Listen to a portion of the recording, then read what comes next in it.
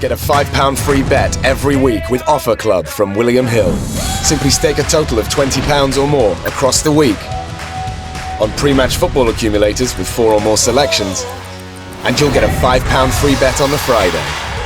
Join William Hill Offer Club on mobile or online now.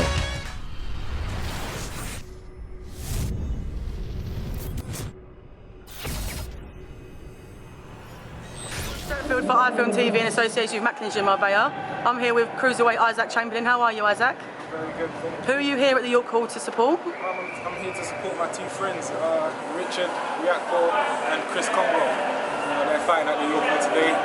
Both of their professional debuts, so definitely they're going to put up a good performance. Obviously, they've been training with me and my uncle Ted, so we're working hard. Do you remember your debut performance, how you felt on the night? Do you think they're feeling the same way? I don't know, everyone is different. Everyone is, when something like that is approaching, people approach things differently depending on their behaviour. When I made my debut, it was like, I couldn't really believe that it was happening. Like, wow, everything that I've dreamed of since a kid is actually flashing, it's actually starting to happen. So it was a big achievement in myself, the fact that I could go there and do that, so I was happy. But now you're 5-0 in your division. Do you think you can make an impact on that cruiserweight division? You're looking to fly through it. Do you think you've got the ability to get where you want to get in it? Oh yeah, definitely. Simply because I train very hard. I think everything starts and everything about boxing is the training. Like to gain the winning mentality, to have the motivation, to have the confidence, like within yourself, it's all through the training. So, it's just hard work and dedication. And I definitely think I can make an impact because I ain't had easy fights throughout my career. It ain't all within journeyman. Like my 3rd fight was International Masters champion Martin Granger. He had probably about 15 wins,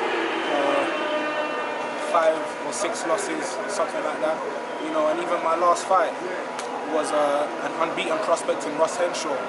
And that fight definitely changed my outlook on boxing, as in it's not really even a game. I've hired so many different people now, my nutritionist, strength and conditioning, all of these people to make my team better. I've hired a whole different management team that sorts out tickets for everyone that wants to buy tickets and stuff now that I'm growing a big fan base.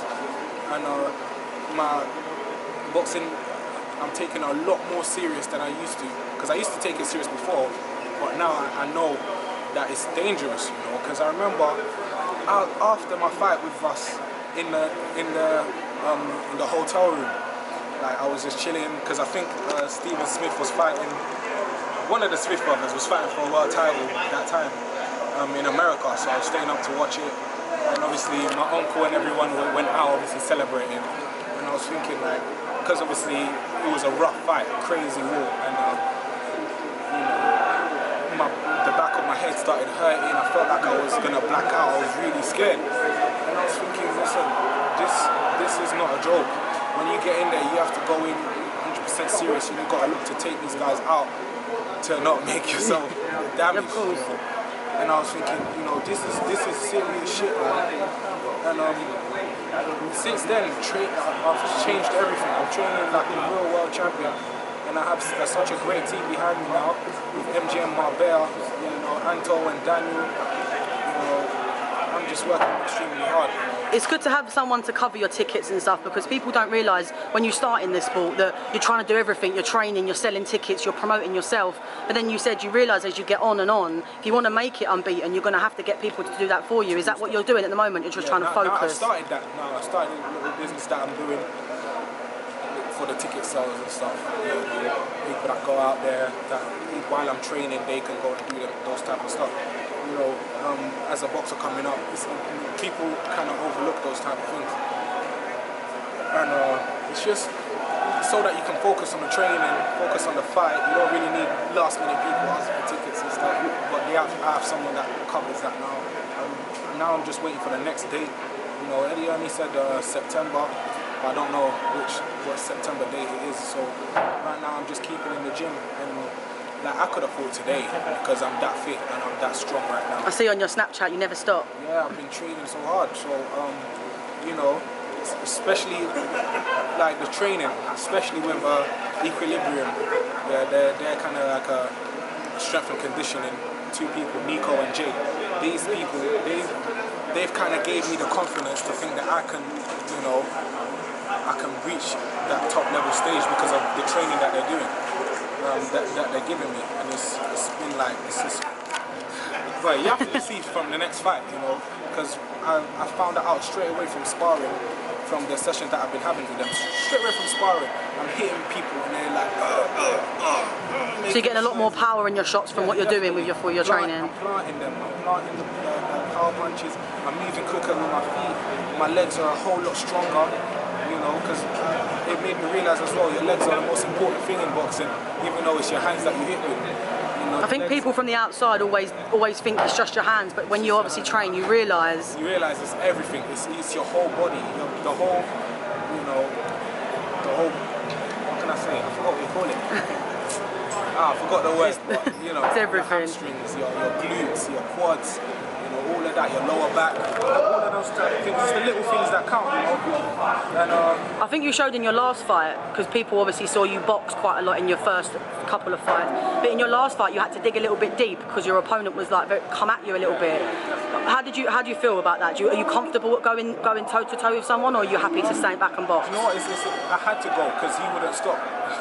You know, I had to keep coming. I had to keep. I had to go with him because this guy, he brought out the best in me, and you know I commend him for that because he made me realise he raised my game as well. Most people don't even get that test or step up like that until they're like 15-0 fighting journeyman. But you know, I dug deep, and I'm making it fighting the top guys. He was like the best around his area up north. You know, he's had lots of praise for sparring with Belly, giving him work and all of that.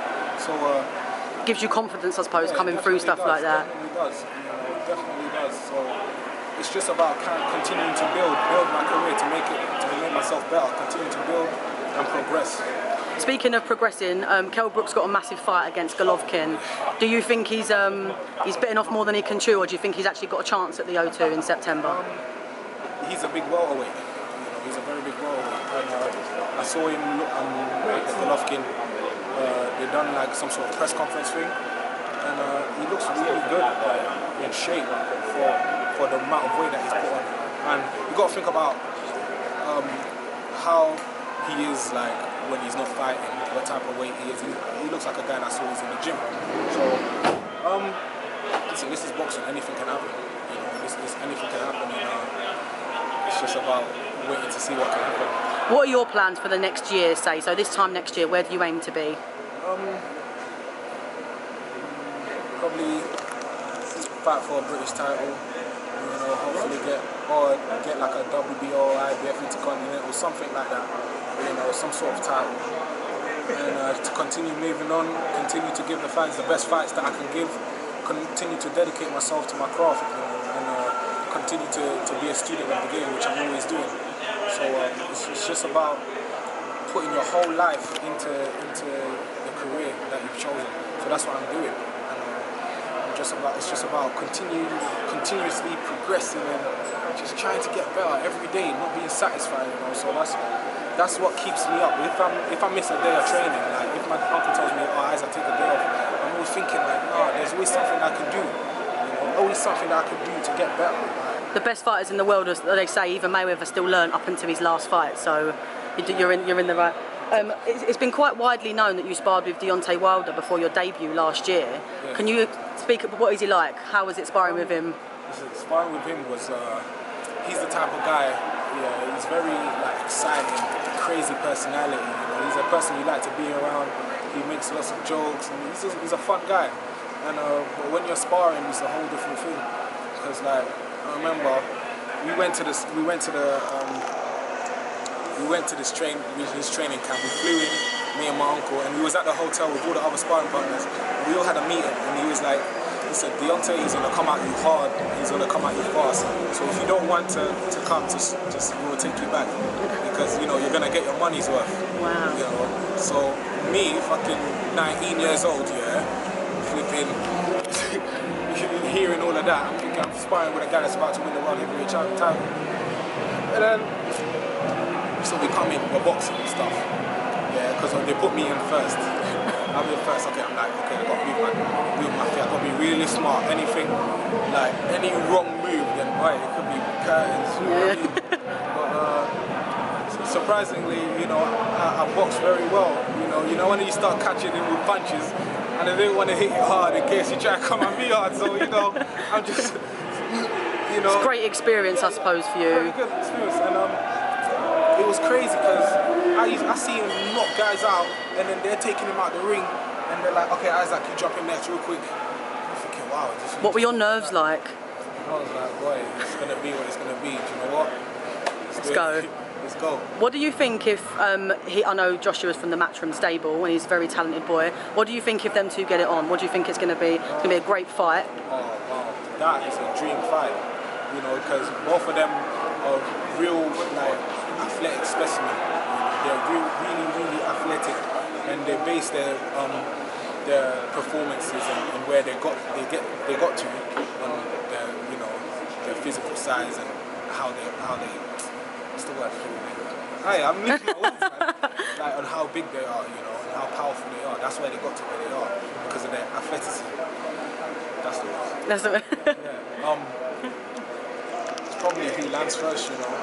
It's probably who boxes behind the jab, who kind of gets into their rhythm more, you know. So it's about it's like if Joshua like falls into Deontay's rhythm, then he's gonna be playing catch up, and vice versa. It's all about taking control.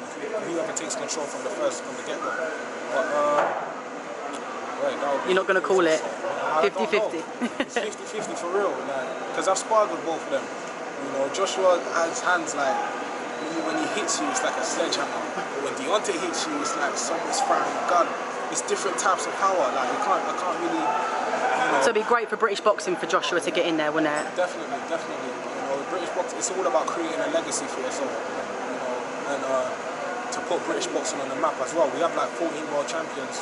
Charlie Edwards is going to be the 15th one. I know that 100%. You know, it's all about creating a legacy and building the platform for British boxing, and I think he's a great ambassador for it as well. Thank you so much, Isaac, for talking to iFilm, and good luck on your journey.